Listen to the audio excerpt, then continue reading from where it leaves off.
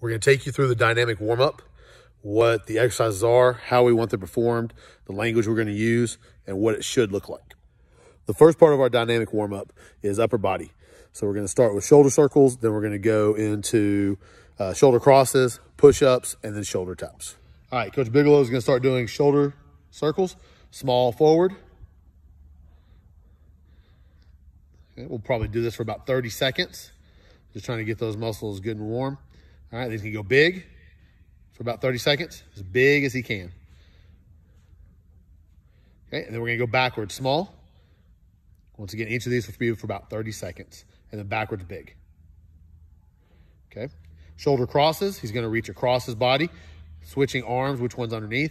Basically trying to slap his own lat is what he's gonna try to do. Just getting everything good and loose in the shoulder joint, okay? After that, we're gonna move to push-up position. Coaching a proper push-up, we're gonna tell them that their hands should be shoulder width apart, pretty much directly under their armpits. So to start with, I'm gonna tell them to lay down on the ground. Okay, he's gonna put his hands under his armpits, pulling his elbows into his side, okay? He's gonna have his feet slightly spread apart, just like he is. And then the main goal here is keeping his body straight from his heels to his shoulder. Should all be one straight line, okay? He's gonna get in the up position, up, all right? Notice the straight line right here. He's gonna go down, pushing his elbows back and pushing straight up, okay?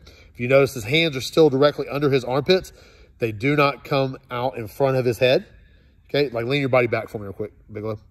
That is incorrect. If the hips go up or if the hands are in front of the head, that is incorrect. So he's gonna push himself back into that position right here, straight line from the shoulder to the heels. The ultimate goal is for us to be able to get 4 sets of 10 good push-ups in the shoulder taps. Okay, shoulder taps. We're gonna be in the up, push-up position. Okay, we want you to widen your feet quite a bit, like really, really wide. Keep going, keep going. Okay, now he's gonna get that good straight line again with his hips. His hips are kind of rolled under is what we tell him. Okay, now he's gonna raise his right arm and touch his left shoulder. Okay, and that is 1. Now, if you notice here, and I'm gonna go around to the front of him, when he did that, his hips moved. Do that again. See how his hips moved? We do not want to do that. You want to tell these athletes to focus on keeping their abs tight and not moving their hips. The ultimate goal is for us to end up getting 4 sets of 10 here as well. So go ahead and give me your right arm again. Try not to move your hips this time. So you still got a little bit of movement there. Widen your feet even more for me, please. Okay, now do it. Now see how his hips did not move? So the cheat here is to widen your feet. The wider you go, the less your hips will move. The easier it is to engage your abs. Move your feet really, really close.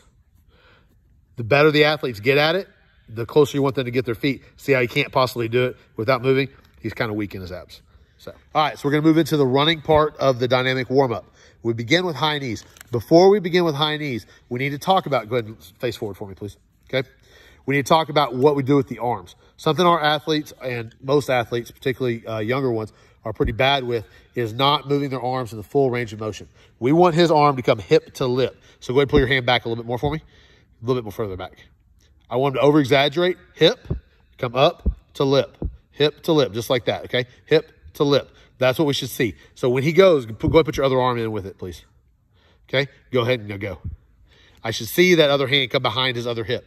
So as he's going, whatever he's doing, that would be good arm motion right there. Okay, come on back again. As he's facing me, show me the arm motion real quick. Just the arms. Don't actually run. Just show me the arms.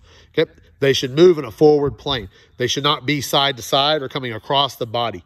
That causes unnecessary motion. So let's really focus on teaching those kids, getting their arms going straight and not side to side and fully coming behind the hip. All right, so now for high knees.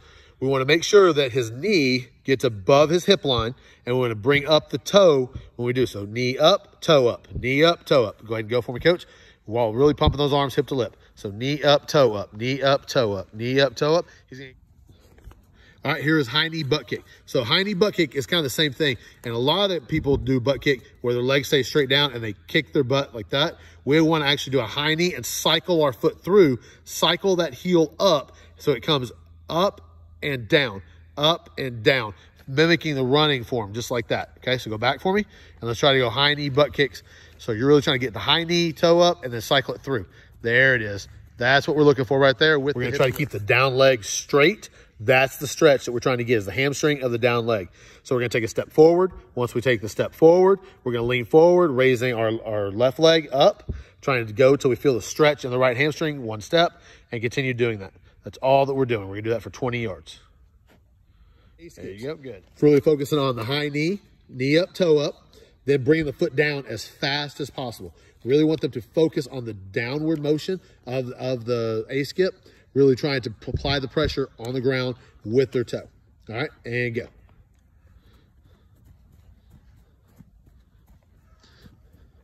And go.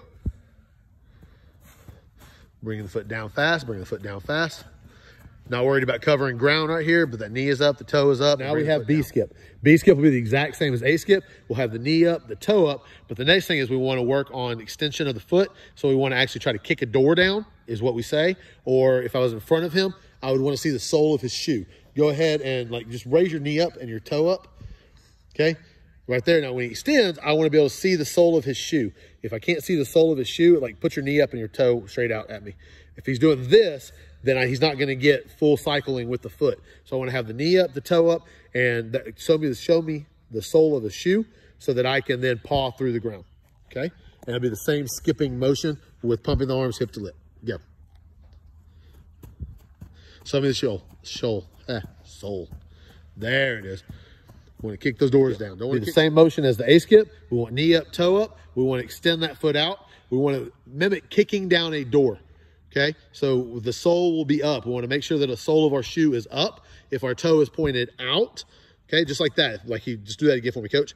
Sole is up, kicking the door down. Go ahead and point your toe out for me real quick. Now point up. There it is. That is incorrect. We want to be able to see the sole of the shoe. All right, and go. Knee up, toe up. So the sole, kick the door down, kick the door down. There it is, cycling. Okay, we're going to work on the C-skip now. C-skip is the same as an A-skip, except after the A-skip, then we'll do another skip, taking that leg out to the side. You'll understand a little bit more here as Coach Bigelow demonstrates. Thing is focusing on the knee up, toe up on each one of them, and cycling the arms. Ready to go. Great job right there, okay? The kids will not be great at this to begin, but they'll get better at it, so we need to be patient with this one. All right, so now we're gonna work on power skipping for height and power skipping for distance. So the same kind of thing we did with A-skip, except now we really want to drive our arms way up and drive that knee and toe way up and try to hang in the air for as long as possible. When you're ready, coach. Higher with the arms. Try to drive those arms even higher. Higher.